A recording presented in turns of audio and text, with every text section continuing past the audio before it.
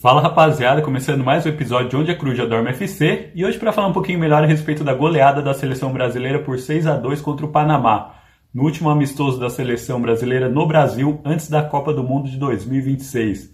Realmente o Brasil começa muito bem, né? Mal começa o jogo e o Brasil já abre o placar com um golaço do Vinícius Júnior. Realmente uma bola chutada com rara felicidade, ele vai lá e consegue abrir o placar para o Brasil praticamente no primeiro minuto de jogo, o que dava uma empolgação muito grande e a sensação de que o Brasil iria ter muita facilidade nesse jogo.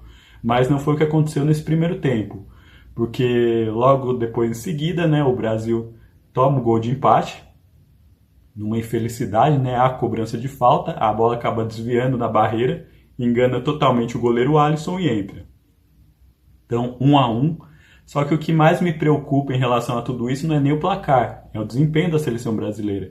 Eu percebi uma seleção brasileira com bastante dificuldade, especialmente na saída de bola, uma seleção um pouco espaçada para o meu gosto, uma seleção que, para mim, não fez jus à distância técnica que tem com o Panamá, especialmente nesse primeiro tempo, e que estava com dificuldade. Em certo momento, até o Panamá chegou a estar jogando melhor do que a seleção brasileira, algo que me preocupou bastante. O Panamá, que não tem uma equipe forte, não tem uma equipe, na minha visão, competitiva a nível de Copa do Mundo, porém, de qualquer forma, deu um certo trabalho para o Brasil. O Brasil passou bastante dificuldade. Em certos momentos, a seleção do Panamá conseguia se aproveitar de algumas brechas deixadas no meio-campo do Brasil e algo que precisa ser treinado, algo que precisa ser pensado, né? Porque pelo que eu entendi da escalação do Ancelotti, a seleção titular é a seleção do primeiro tempo, o que deixa mais preocupado ainda, porque a seleção do segundo tempo vai muito melhor.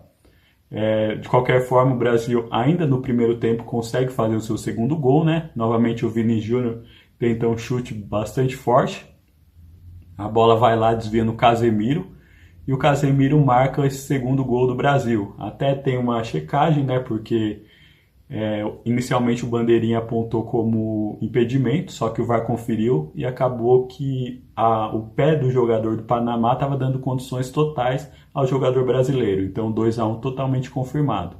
Aí nós fomos para o segundo tempo, onde o Ancelotti muda praticamente todo mundo. É outra seleção brasileira que entra para jogar esse segundo tempo e vai bem demais. Vai muito bem, com uma intensidade muito boa, não dando chances ao Panamá, não deixando o Panamá respirar. E era o que a gente esperava da seleção que, teoricamente, é titular.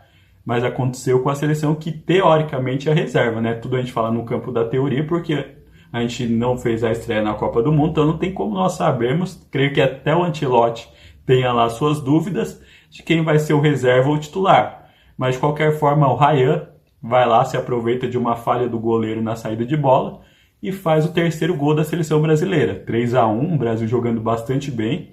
E até que nós temos mais uma jogada muito bem trabalhada, de pé em pé. O Brasil muito bem, muito intenso.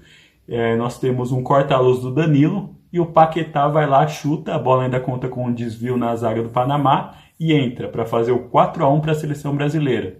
E não parou por aí, porque o centroavante Igor vai lá, faz uma bela jogada, coloca a bola por debaixo das pernas do defensor do Panamá, chega ele cara a cara com o goleiro, quando ele vai driblar o goleiro, ele é atingido na perna pelo goleiro e sofre o pênalti. Pênalti que ele mesmo converte e faz o 5-1 para o Brasil. Não perca as contas e não perca a noção da intensidade que a seleção brasileira estava colocando, porque isso aconteceu tudo antes dos 15 minutos do segundo tempo. Ou seja, essa seleção em 15 minutos, na minha visão, fez muito mais do que a outra seleção que é considerada titular, na minha opinião, né? Creio que provavelmente será essa que vai estrear contra o Marrocos. Consegue fazer muito mais do que a seleção que teoricamente é titular, em bem menos tempo.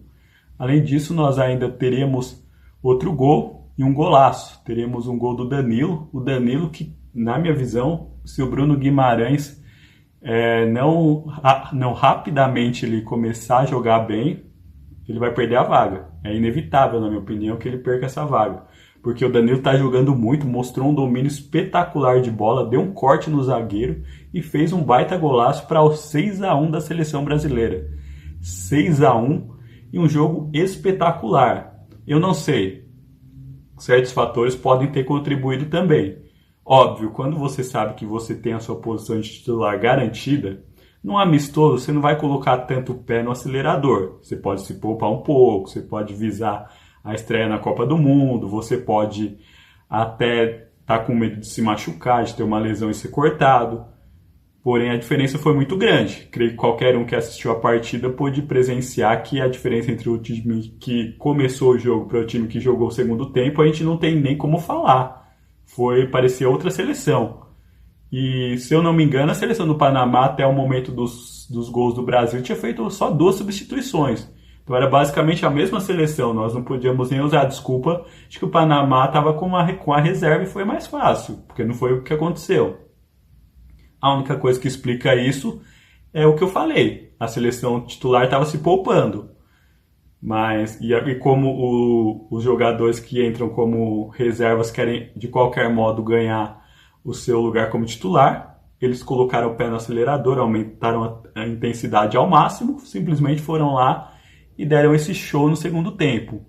Ainda antes do fim do jogo, o Panamá diminui num belo gol, no chute de fora da área totalmente indefensável para o Ederson, né? O Ederson que estava substituindo o Alisson. E é isso, 6-2, e com essa discrepância entre a seleção que jogou o primeiro tempo e essa seleção que jogou o segundo tempo.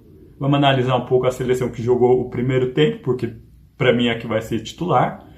É preocupante esses buracos que aconteceram no meio campo, que deram espaço para a seleção do Panamá trabalhar. Não pode acontecer, porque se a gente pegar uma seleção minimamente organizada, ela vai conseguir se aproveitar disso e vai dar muito trabalho para o Brasil. A gente pode ser eliminado mais uma vez por conta disso, por conta de desorganização em meio campo, como já aconteceu tanto contra a Bélgica quanto contra a Croácia.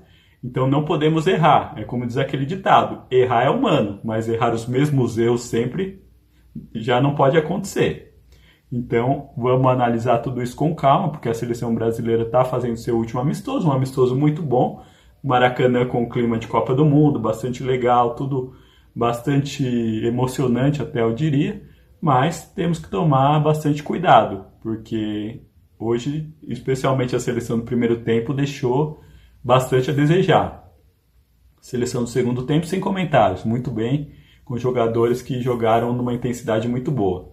Agora eu quero saber um pouquinho mais da sua opinião. O que você achou desse jogo do Brasil e como você projeta essa estreia na Copa do Mundo de 2026? Fala para mim nos comentários, pode ser? Um abraço. Tchau, tchau.